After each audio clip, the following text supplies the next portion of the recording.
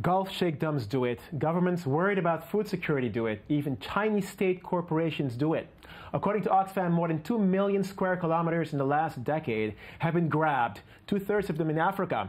And as Wall Street speculators and Russian oligarchs buy up huge plots of land in the developing world, poor farmers and cattle herders are thrown off.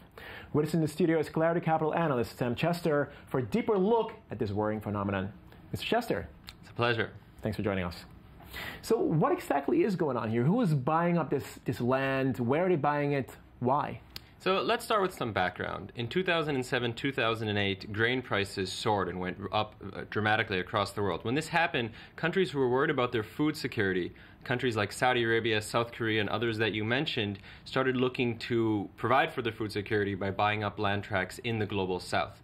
And after these countries, you followed suit where you saw financial speculators and even some large pension funds in more Western recognized countries follow suit. Today, according to recent World Bank studies, investors are coming from over 126 different countries buying up what's called land grab. So it's not something that, well, in the media you sometimes see it's the Chinese or it's Arabs in the Gulf countries who are involved with this. It really isn't. It's people around the world, often in what we would like to think as the developed countries, who are looking toward areas with a lot of arable land and investing. Okay, I mean, we're talking about land in the global south, as you mentioned. It's not necessarily the best land, okay? We're not talking about land that's necessarily incredibly developed. Why don't they just buy the food directly? It's a fair question. Import, export, that's how you do with all other commodities. Why not do it with food as well? And that's what was done with much of the world until recently. I think the issue really here is like any other investment. A lot of this land is underutilized, and as you can see in some of the images that we're showing viewers, the farmers who are working on it right now are not using the sort of modern techniques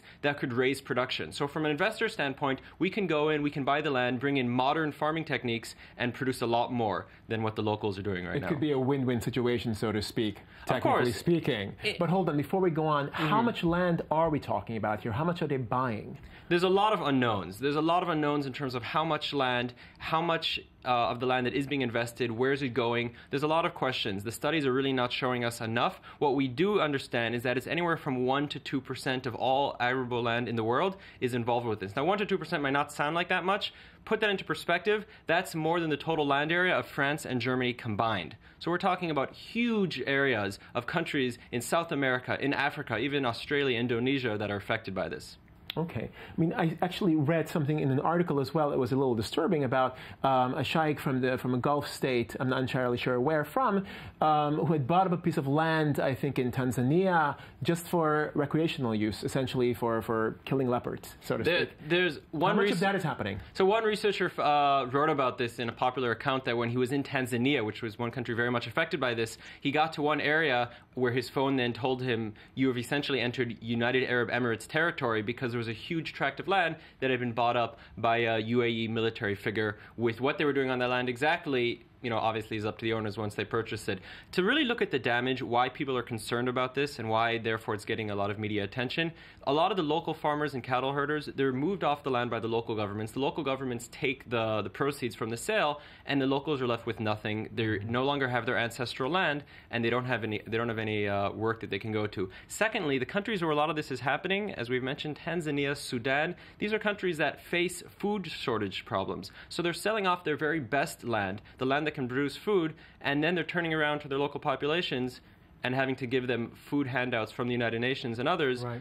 And there's something very incongruent with that setup. Right, but we're not just talking about, the world's bad nation, so to speak. We're not just talking about, I'm not going to name names here because I'm going to be in trouble, but we're also talking about Wall Street. We're talking about pension funds. I mean, to what extent can you know how much of your pension fund is invested in something like this? Is it possible to know about it? It's a fair question. At a company like KSPS Clarity, we're very transparent in everything we try to do. We assure our clients we're not involved with this. But when you get to the very large pension funds and some of the large hedge funds, it can be difficult to ascertain with 100% accuracy that perhaps a regular investor's capital is not ultimately going toward an activity like this. So there is reason to be concerned, and it's one of the elements of the global financial world. You can invest in a company in Wall Street, in New York, that seems very secure, and not exactly be sure where your money is being put to rest. I want to take it back to what we were talking about before in terms of win-win, okay? Essentially, we have these companies, corporations, countries going in there, buying up land, presumably developing it. This land otherwise would not be irrigated. I mean, why is it bad? So in the abstract, it should work. I mean, it's Adam Smith Economics 101 that put to use, you can take a resource, develop it better than others, and ultimately it will be to the benefit of everyone involved. And I think that's what part of the investors looking at this are really coming at. It's not this nefarious attempt by sordid elements in certain countries to take advantage of people in the global south. It's just how it's being done practically. Okay, well, Sam Chester from Clarity Capital, thanks so much for joining us. It's a pleasure. Well, that is it for the Economy Magazine for today. I'm Benjamin Chong-Lefars. Thank you for watching, and join us again next week for more on the economy.